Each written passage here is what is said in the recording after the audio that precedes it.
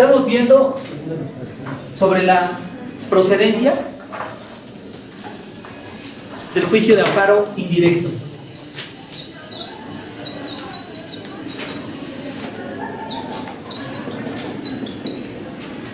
Y decíamos que para explicar la procedencia estábamos haciendo una especie de galaxia, ¿no? Una galaxia de procedencia del juicio de amparo indirecto. Y dijimos que en el primer rubro, que el juicio de amparo procedía contra normas generales que por su sola entrada en vigor causaban un perjuicio al quejoso. Y dijimos que estas normas solamente eran las normas autoaplicativas, ¿de acuerdo? Y decíamos que de este lado estaban todas las normas generales, autoaplicativas o heteroaplicativas, que con motivo de su primer acto concreto de aplicación podían impugnarse todas estas normas en las demás dimensiones, las demás fracciones, ¿no? Y dijimos que la fracción segunda procedía contra actos u omisiones,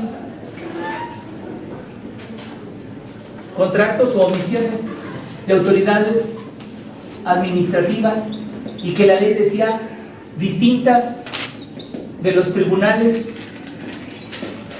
judiciales, administrativos o del trabajo, ¿de acuerdo? En la fracción 3 contemplaba el caso de procedencia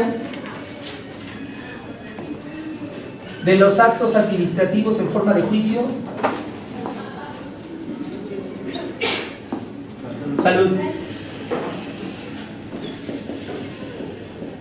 actos administrativos en forma de juicio, y que solamente podían ser reclamados dos formas. ¿Cuál es? La resolución definitiva y violaciones al procedimiento. Pero ¿qué requisitos tenían que juntar estas violaciones procedimentales? ¿Cómo? No. ¿Qué requisito debería de juntar estas violaciones procesales? ¿Quién? Exactamente. Que hubieran dejado sin defensa. Exactamente. Que hubieran dejado sin defensa al quejoso. ¿Cómo? Y que trascendiera al resultado de la resolución, ¿no? Y dijimos que los otros actos son actos dentro de este procedimiento administrativo, pero que afectaran derechos sustantivos, ¿de acuerdo? Es lo que dijimos, ¿no? Para la fracción tercera, para la fracción cuarta, decían que eran para actos de tribunales judiciales, administrativos, agrarios y del trabajo, ¿no?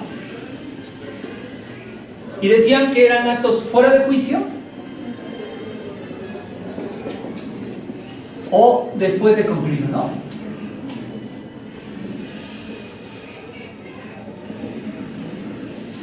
Después de concluido, decía, si se trataban de actos de ejecución de sentencia, ¿cuál es el acto que se tenía que reclamar en esos actos de ejecución de sentencia?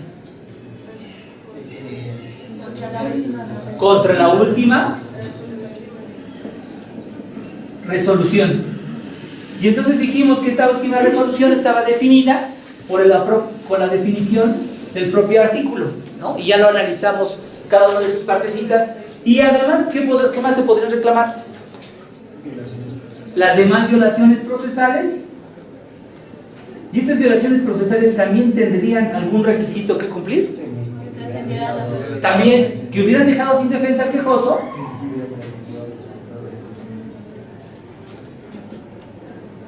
Sin defensa al quejoso.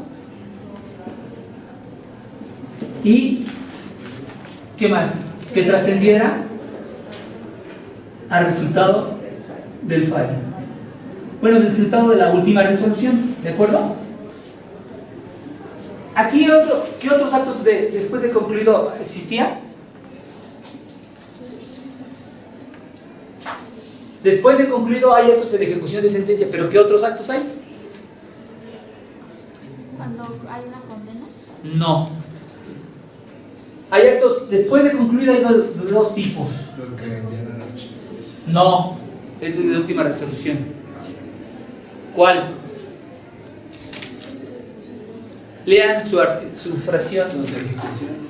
Uno es de ejecución, ¿y cuál es el otro? Lean la fracción cuarta. Las que ordenan el archivo de. No. ¿Cuál es el otro acto? Ya lo vimos en clase. ¿Cuál? ¿El remate? Exactamente. Tratándose de remate, ¿qué otro? ¿Cuál es el acto que se impugna? La última resolución. ¿No dice así? Pero se dan cuenta que para tratándose, a ver, vamos a recapitular esto, porque creo que a lo mejor necesitamos atenderlo mejor. El juicio de amparo procede, tratándose de actos de tribunales judiciales, administrativos, agrarios o del trabajo, contra actos fuera de juicio, entendiéndose como aquellos que están antes del juicio y después de concluido. Y entonces, después de concluido, trata de dos tipos de actos: los actos de ejecución de sentencia y los remates. Contra los actos de ejecución de sentencia procede contra la última resolución. Contra los remates también procede contra la última resolución. Pero advierten ustedes que en esa fracción da dos conceptos de lo que se debe de entender por última resolución. Cuando se traten de actos de ejecución de sentencia, o sea, cualquiera que no sea el remate, la última resolución es la que aprueba o reconozca el cumplimiento total de lo sentenciado, ¿de acuerdo? O bien que mande el archivo de manera general, o bien que declare la imposibilidad para darle cumplimiento. O sea, si podemos hacer por medio de conjuntos, decimos que los actos después de concluido, tendríamos por este lado a todos actos que sean de ejecución de sentencia,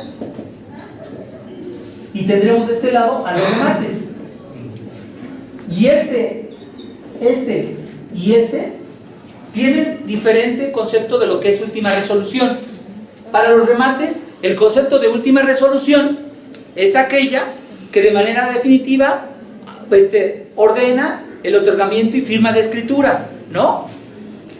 Y la entrega de los bienes rematados, ¿de acuerdo? Se advierten cómo aquí una última resolución es diferente a esta, pero en ambos casos advierten que se reclaman las demás violaciones en el procedimiento, y si ustedes se dan cuenta, en el remate dice que seguirán las mismas disposiciones para los actos de ejecución de sentencia. ¿A qué se refiere? Que tengan la característica de que las violaciones procesales tengan que dejar sin defensa al quejoso y hayan trascendido el resultado de la resolución. Oiga, ¿y los demás actos después de concluido? Pues la ley no contempla que se le exija otro requisito, ¿de acuerdo? No sé qué acto podría promoverse después de concluido que no esté en estos dos. ¿Por qué razón? ¿Por qué no podemos pensar? Porque siempre el acto si la sentencia definitiva, el laudo o la resolución que pone fin al juicio tienen condena, si alguno de ellos tiene condena, entonces tienen actos después de concluido. Si no hay condena en ninguna de estas resoluciones, el juicio se archiva y se acabó el asunto. Yo no advierto que podría existir algún otro juicio, algún otro acto después de concluido que no estuviera en estos dos y que además causara un perjuicio al quejoso. Luego, en la fracción quinta, vimos a los actos dentro de juicio de imposible reparación.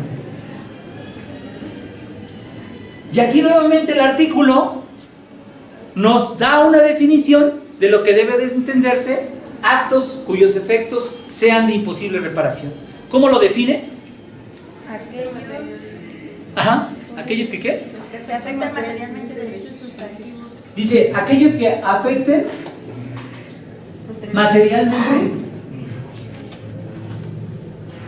derechos sustantivos. ¿Se acuerdan lo que dijimos la clase pasada sobre estos actos de imposible reparación?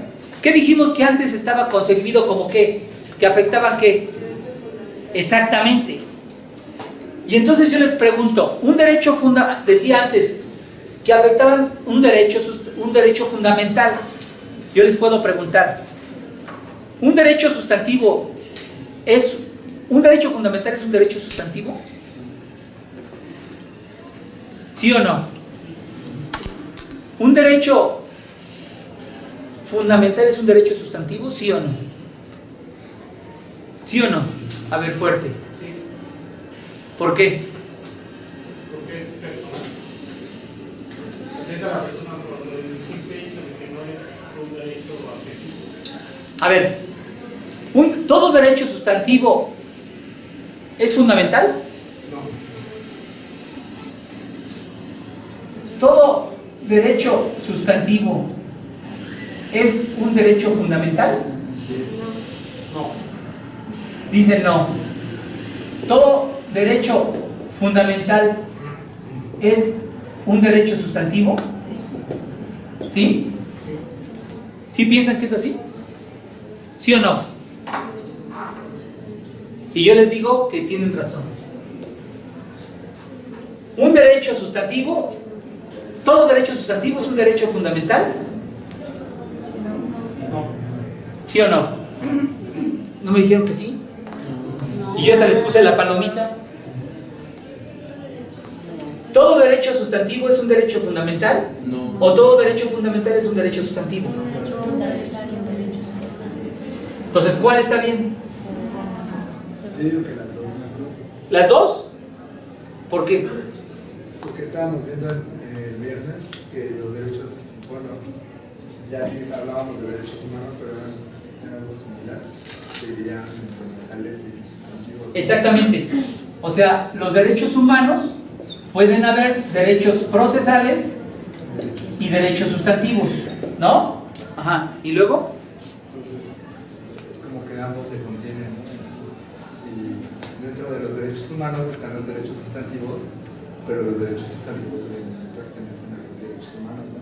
O sea, como A ver, usted ya mete otro concepto más. De hecho, hice la pregunta, ¿no? De si se incluye un derecho procesal o era un derecho sustantivo. ¿Cuál? Ajá. A lo de la personalidad. Ajá. No, pero a ver, no se hagan bolas. A ver, primero vamos a resolver un caso. ¿Los derechos sustantivos son derechos fundamentales? ¿O no? ¿O no siempre? Porque si todos los derechos sustantivos son fundamentales y todos los derechos fundamentales son sustantivos, luego entonces, pues de los derechos sustantivos y derechos fundamentales son exactamente lo mismo, ¿o no?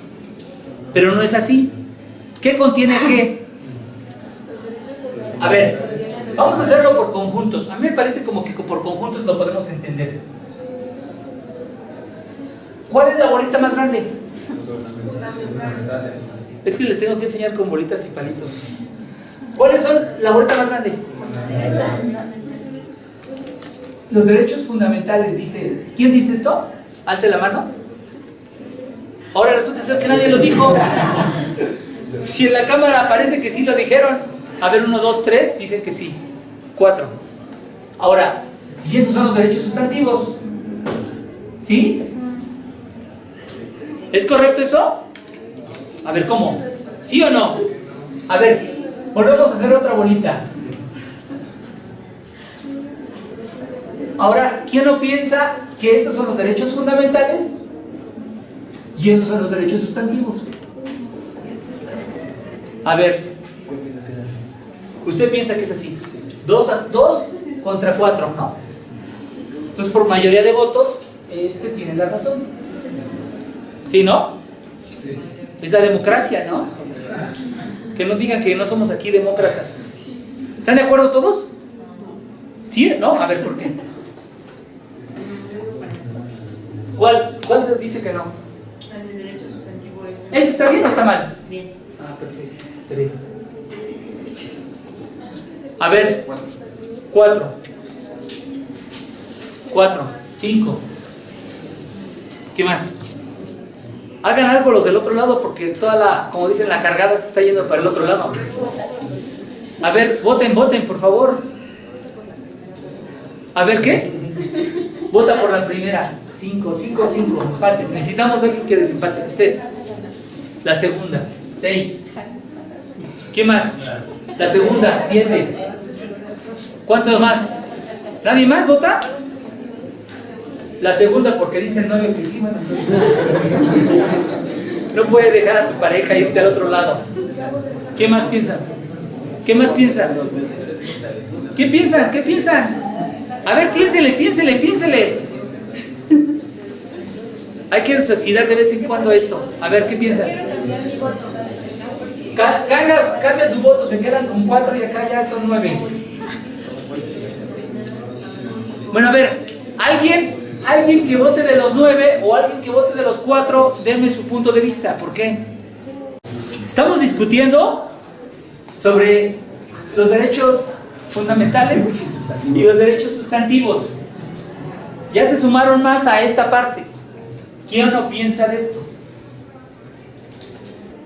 Bueno, déjenme decirles lo siguiente.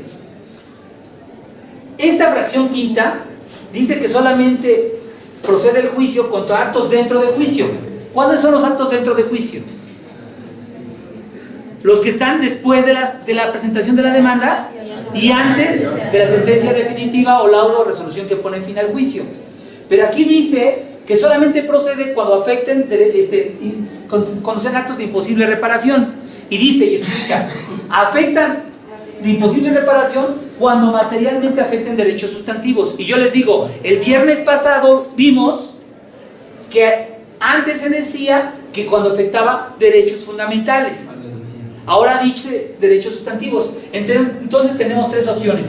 Derechos sustantivos igual a derechos fundamentales, o bien derechos fundamentales y derechos sustantivos, o bien derecho fundamental y derecho sustantivo. ¿Me explico?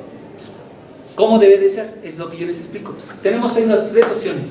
¿Cuál es?